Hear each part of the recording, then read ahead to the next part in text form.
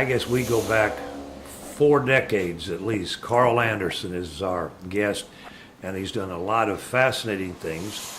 And in his retirement, sort of, he has become an entrepreneur, and we're going to talk about that. You grew up not too far from where we're sitting here in Sandy Springs. When you graduated from where? Riverside. And that was new at the time? Right, 1956. Leading up to graduation, had you talked to your parents about what you were going to do next? No, actually, we called it a grant and aid at that time. Play football. Went to South Carolina State, tried out. But I had to stay on the farm, keep my other two sisters in school. So at that point, I didn't go. So you came home?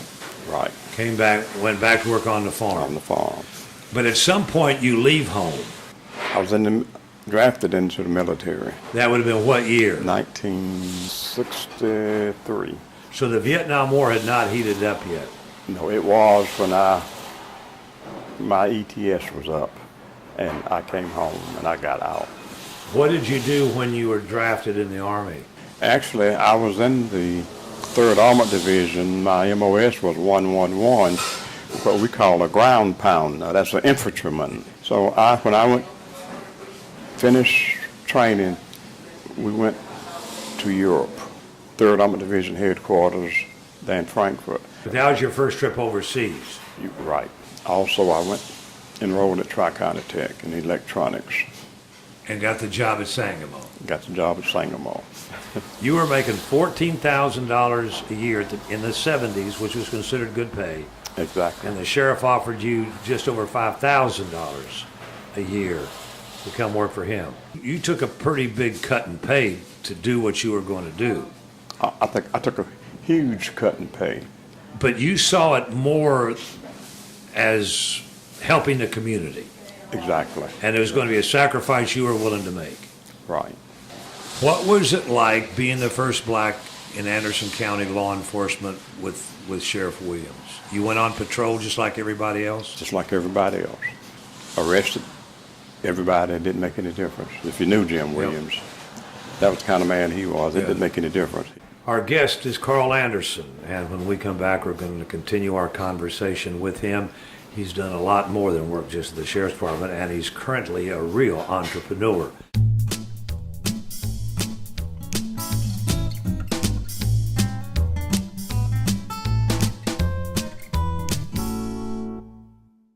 What was it like getting that promotion to the detective division? Because that came under Duck Cooley, right? Right.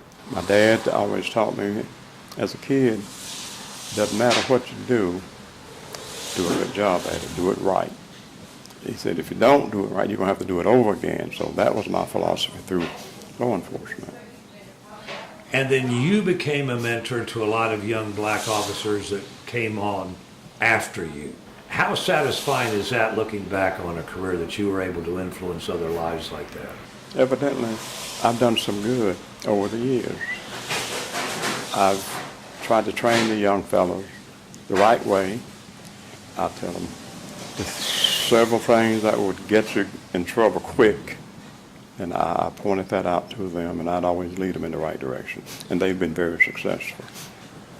Give me the number of years and the number of sheriffs that you were able to work for during your career just in the Sheriff's Department, starting with Jim Williams. I worked for Jim Williams, Duck Cooley, Gene Taylor, John Skipper.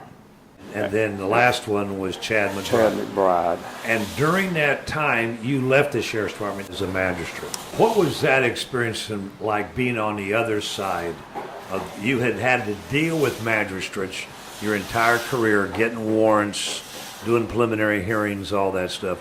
Now you're on the other side of the bench wearing a robe. It wasn't easy, but if you come in, if you've got probable cause, you get a warrant. If you don't have probable cause, I'll send you back, and you need to get a little more information. A lot of the young fellows say, I appreciate you doing that. You made better officers out of us, and that was my intention. And then after your stint at the Sheriff's Department and as being a judge, you opened up your own private investigating firm. What was that like? It was different. I'd been on one side, I got on the other side, now I'm on the other side. But I always told people that I will work just as hard to get you out, to keep you out of jail as I will to put you in there. Okay, Carl, you've basically retired from all these different jobs and you still aren't satisfied. Tell me how we ended up where we are and how that came about. Well, my niece was interested in, she had a silent shop. She closed up, but she still had that interest and wanted to do that. And she came to me, Uncle Carl, I've found this place and it looks like a good place. I want you to look at it. I said, okay, I'm getting a little age on me, but I'm still able to get around. We looked at the place, nice place, so we purchased it. And she's done what with it? She has done a marvelous job. With her help, she's got a group of girls that they all call me Uncle Carl too. And they do an excellent job. We don't do a lot of in-house work. Most of it is out. We prepare a variety and we go to the different plants and set up and you pick and choose. We're always looking for more to take on, you gotta grow. Right. And most people know if you in the food business, it takes a while before you really start growing. This is homemade the morning that you sell it. Exactly. If it's hot food, they bring them in hot bags and they take them out to have to keep it warm. Right, So right. it's fresh food, straight from the farm to the table. And did you ever think in your wildest dreams this is what you would end up doing in your retirement? No, I never dreamed I'd do it, but I enjoy it. And it seems to be working. It's working. And like you said, you're looking for more. Looking for more. Coming along the way you did, growing up picking cotton, going away to the military, coming back, getting in law enforcement, being in the magistrate's office, your take on how Anderson County has progressed since you've been around? Tremendously. I've seen changes, oh my gosh.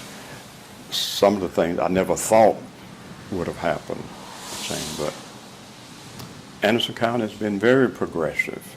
Well, on behalf of a very appreciative county for all these decades of loving labor that you have provided for us, the citizens of Anderson County, and somebody that has covered your career almost from day one, I just want to say a big thank you and how much we all appreciate Carl Anderson.